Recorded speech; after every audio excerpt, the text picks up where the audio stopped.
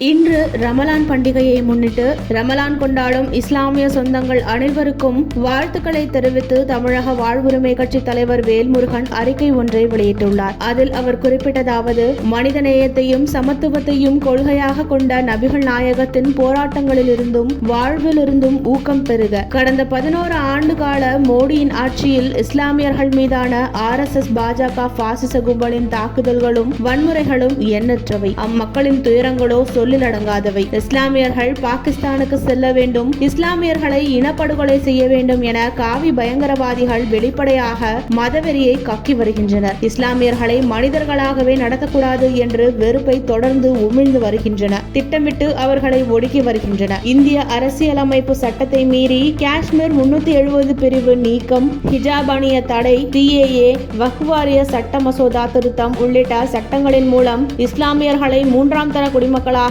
பிரித்தாளும் சதித்திட்டங்களை தனது பெரும்பான்மை உதவியுடன் அரங்கேற்றி வருகிறது பாசிச பாஜக அரசு. இத்தகைய கடினமான சூழலில் ஈகை திருநாளாம் ரமலான் திருநாளை உலகெங்கும் உள்ள இஸ்லாமிய சகோதர சகோதரிகள் அனைவரும் கொண்டாடி வருகின்றனர். சமகாலத்தில் இஸ்லாமிய சொந்தங்கள் படும் துயரை போன்று நபிகள் நாயகம் கடும் துன்பங்களையும் எதிர்ப்புகளையும் சந்தித்தார். அவற்றிலிருந்தெல்லாம் வெற்றிகரமாக மீண்டு எழுந்தார். மன அழுக்கு கொண்டோரும் வஞ்சகர்களும் பிற்போக்காளர்களும் நாயகத்தின் சமூக மறுசீரமைப்பு கருத்துக்களை எதிர்த்தனர். நபிகள் நாயகத்தின் சொந்த ஊரான மக்காவில் இருந்த பிற்போக்காளர்களும் தன்னல வெறியர்களும் நாயகத்தை வஞ்சகன், பொய்யன், புரட்டன் என்று சொல்லால் அடித்தனர், கல்லால் அடித்தனர், கழுத்தில் துணியை சுற்றி முறுக்கினர், ஊரை விட்டே ஒதுக்கி வைத்தனர். குடும்பத்தோடு பல நாள் பட்டினி கிடந்தார் நாயகம். அந்த துன்பங்களால் நபிகள் நாயகம் தமது கொள்கையை, லட்சியத்தை கைவிடவில்லை. கொடியவர்களை எப்படி வெல்வது என்று சிந்தித்தார். மக்களை சந்தித்தார். மக்காவிலிருந்து மதீனாவுக்கு தப்பி சென்று மக்களை திரட்டினார். அதன் பிறகு மக்காவின் பிற்போக்காளர்கள் மற்றும் தன்னல வெறியர்கள் மீது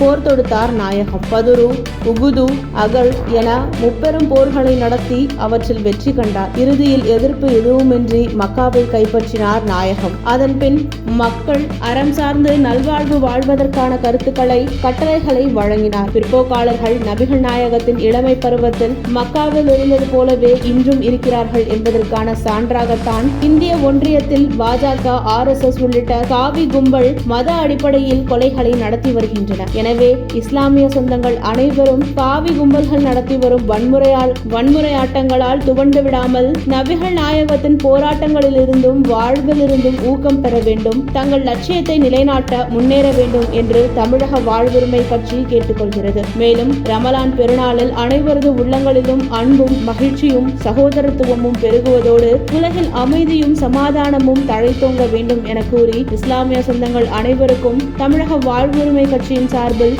மனமார்ந்த வாழ்த்துக்களை தெரிவித்துக் கொள்கிறேன் என அந்த அறிக்கையில் குறிப்பிட்டிருந்தார்.